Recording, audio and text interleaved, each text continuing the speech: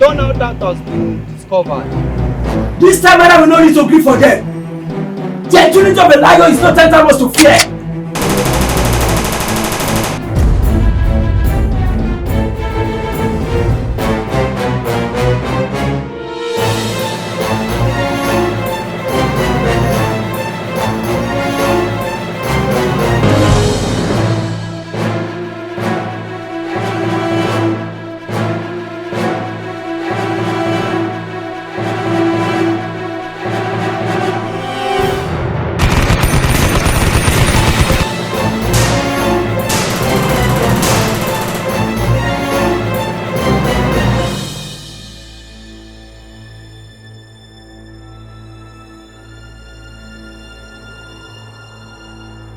Ṣé ọjà tẹ́ ń bá kì í ẹ máa gbé lọ sí Ìkẹjà airport hotel 3 a.m.